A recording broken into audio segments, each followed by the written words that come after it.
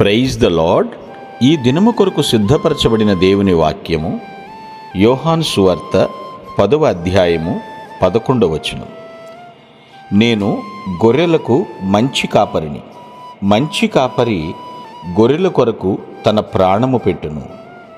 ప్రభునందు ప్రియులరా, ముందుగా మీకు హృదయపూర్వక వందనములు తెలియచేస్తున్నాను.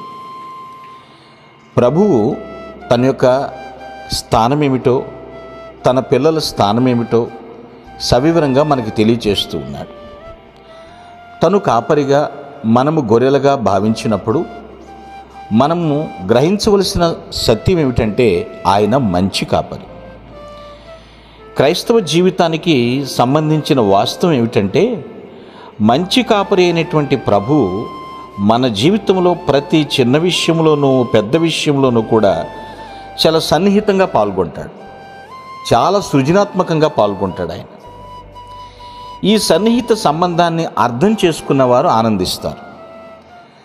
మంచి కాపరి, కాపరిలో రకాలు ఉన్నాయి కదా. మరి మనము గొర్రెల్లో రకాలు చూస్తున్నాము, కాపరిలో రకాలు చూస్తున్నాము.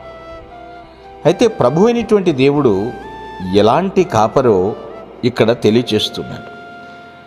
కొంతమంది మనల్ని ప్రోత్సాహపరుస్తారు, మరికొంతమంది నిరుత్సాహపరుస్తారు. కొంతమంది మనలోని తలాంతులను గ్రహిస్తారు, మరికొందరు ఈ తలాంతులను చూసి ఓర్వలేనితనంగా కలిగి ఉంటారు. అయితే ప్రభువు మాత్రం నిన్ను ప్రోత్సహిస్తూనే ఉంటాడు, నీకు దైవిక నడిపింపు ఉండాలని కోరుకుంటాడు, ఆయనతో సహవాసం చేయాలని ఎప్పుడు కూడా ఆశిస్తూ ఉంటాడు.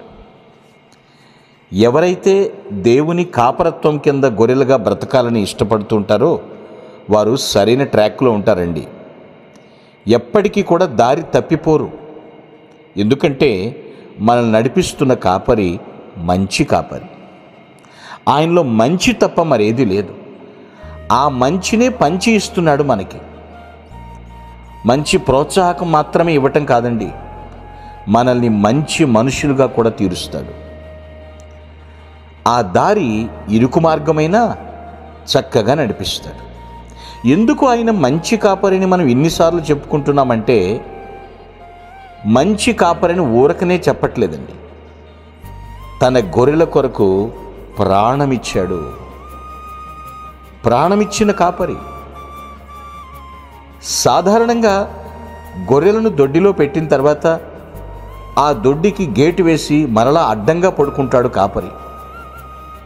ఏ అర్ధరాత్రి వేళ ఏ తోడేలు ప్రవేశించి ఏ ఒక్క గొర్రెను కూడా నోట కరుచుకుని వెళ్ళకూడదని, ఒకవేళ గొర్రెనే తినాలనుకున్నప్పుడు నన్ను దాటి వెళ్లాల్సిందే అన్నట్లుగా గొర్రెకు, ఆ గొర్రెల దొడ్డెకు ద్వారానికి అడ్డంగా పడుకుంటాడు కాపరి.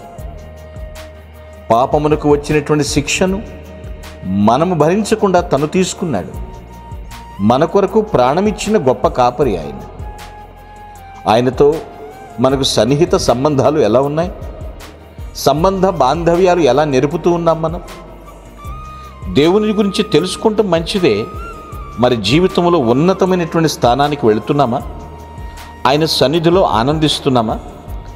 మన రోజువారీ ప్రయాణాల్లో జరిగేటువంటి సాధారణ సంఘటనలో కూడా మనము ప్రభు విషయంలో ఎంతగా మనము ఘనపరుస్తున్నాం? ఒక్కొక్కసారి వాస్తవాన్ని గుర్తించలేకపోతున్నాం. అదే బాధాకరమైనటువంటి పరిస్థితి. మంచి కాపరి మనకున్నప్పుడు, మనకు బదులుగా తన ప్రాణమిచ్చినటువంటి కాపరి ఉన్నప్పుడు ఆయన మాటను మనం ఎందుకని వినలేకపోతూ ఉన్నాం? కాపరి స్వరాన్ని విననట్టుగా ఎందుకు ఉంటాం? ఎస్, ఇప్పటికీ కూడా ఆయన మన కాపరి. మన జీవితంలో ఉత్పన్నమయ్యేటువంటి ప్రతి పరిస్థితిని మనం నియంత్రించలేమండి. ఈ విషయాన్ని గ్రహిస్తే, దేవుణ్ణి ఆశ్రయిస్తే దేవుడు ఖచ్చితంగా ప్రతి పరిస్థితిని అదుపులో ఉంచుతాడు. ఆయన మాత్రమే ఇవ్వగలిగినటువంటి వనరులను ఆయన అనుగ్రహిస్తాడు. దేవుడు మన కాపరిగా ఉంటే మనకేం కొదువు ఉంటుందండి? దావీదు భక్తుడు అన్నాడు కదా, యెహోవా నా కాపరి, నాకు లేమి కలగదు, ఏ ఆపద సంభవించదు. అది గాఢాంధకారపు లోయ అయినా, నిర్జన ప్రదేశమైనా, మరేదైనా కావచ్చు.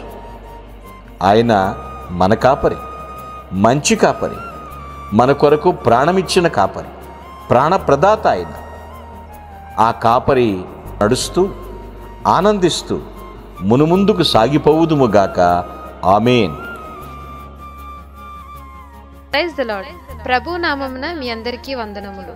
ఈ మా సందేశముల ద్వారా మీరు ఆశీర్వదింపబడినట్లయితే మీ తోటి వారికి షేర్ చేసి దేవుని రాజ్య సువార్తలో మీరు కూడా పాలుభాగస్తులు కావాలని ఆశిస్తున్నాం.